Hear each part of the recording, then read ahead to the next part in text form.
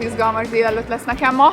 Gábor, megfogadtam, hogy többet nem ülök fel az óriás kerékre. Utolsó alkalommal a gyerekekkel és a férjemmel ültem fel, és nagyon reszkedtem egész úton, amíg meg nem állt a kerék. Úgyhogy most egy nagyon izgalmas pillanat fog következni. Szervusz! Örülök, hogy elfogadtad a meghívást. Nem leszek udvarias fönt, nem baj? Nem leszel udvarias, az nem baj, és már nagyon régen voltam a keréken, úgyhogy kíváncsi vagyok, hogy most milyen a látvány.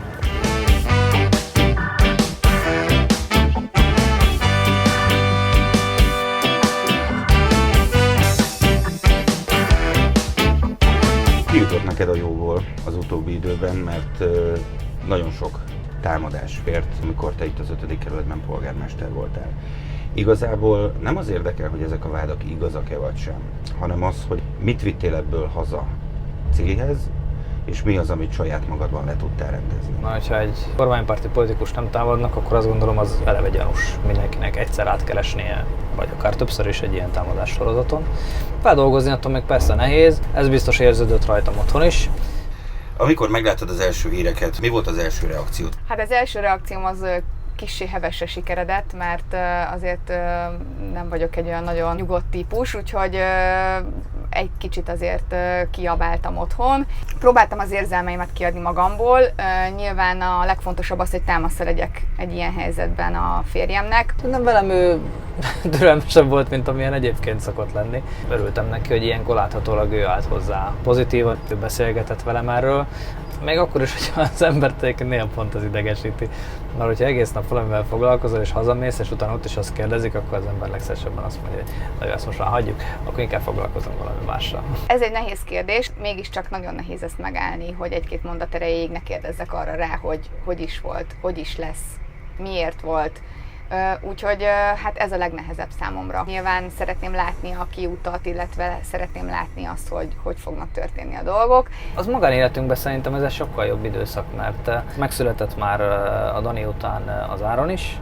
Azt látom, hogy kifejezetten élvezi a fiatal, dinamikus anyuka szerepet, és ez szerintem igazából nyugtatólag hatott mind a kettőnkre. Van 2 nagy fiunk, akikkel egyre több örömet jelent az élet.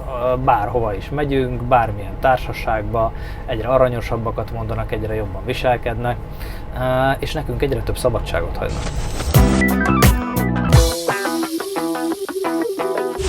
Az újságok elég sok minden érdekességet írnak veled kapcsolatban az utóbbi napokban. Ezek közül az egyik hír, hogy Orbán Viktor kabinetfőnöke leszel. Nézd, természetesen nem fog sajtóértesüléseket kommentálni. Az biztos, hogy örökké nem leszek frakcióvezető, de hozzá kell tenni, a mi pártunk, mármint a Fidesz, az mindig is egy olyan párt volt, ahol közösen együtt döntöttünk arról, hogy ki mit akar csinálni, ki mit szeretne, és azon belül egyébként kinek hol van a helye.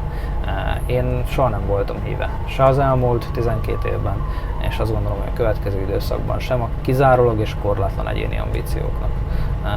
Már ha egy pártban csak egyéni ambíciók léteznek, az olyan is lesz. Ha viszont közösség tud lenni, akkor mindig is erős lesz és sikeres. Létezik az a Lázár János-Rogán Antal háború, amiről naponta cikkez a sajtó? Szerintem az egész egy fikció és kitaláció. Mi Lázár Jánossal nagyon sok időszakban nagyon jól tudunk együtt dolgozni, és rendszeresen ki szoktuk kérni egymás véleményét. Szerintem nyílt titok, hogy amíg a János frakcióvezető volt, addig főleg gazdasági kérdésekben számtalanszor egyeztettünk álláspontot és véleményt, mielőtt a frakció döntést hozott volna, vagy véleményt alakított volna ki.